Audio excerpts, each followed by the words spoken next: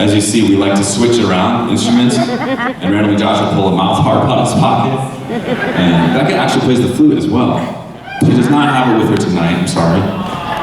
Next time. But yeah, toys, I mean, our first toys growing up were instruments, and we would play with them all the time, and it was amazing. Even like pots and pans turned into drums. Things that weren't meant to be instruments turned into them. And then we were homeschooled, so we just kept playing instruments. Yeah. And so it's such a joy to be able to bounce back and forth. And yeah, Becca actually does play guitar really well too, which is fun. Yeah. I usually only play 3 strings at a time, though, that's the thing. We're good at nails. Can you imagine you're trying to play tonight? Oh, man.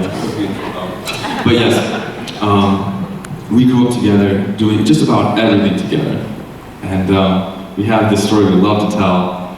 Because people often ask us, don't you fight all the time? Like, we are siblings, and we're just together all the time. And that's really surprising to a lot of people.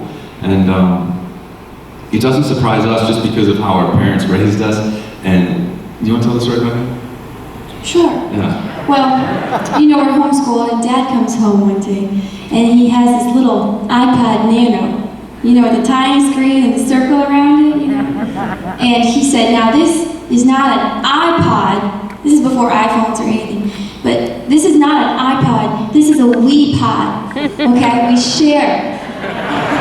So, you know, most of our friends had their own iPod, you know, but we had a Wii-pod. So one person would sit in the middle in the car when we were going on road trips and hold the Wii-pod, and then the person on the right had one earbud, the person on the left had the other earbud, and the person in the middle was playing games. Yeah. We would spend hours and hours like that in the backseat of the car. That's right. And so, yeah, spending hours in a minibus in a hotel room for the boys, it's, you know, it's nothing new for us. We love it.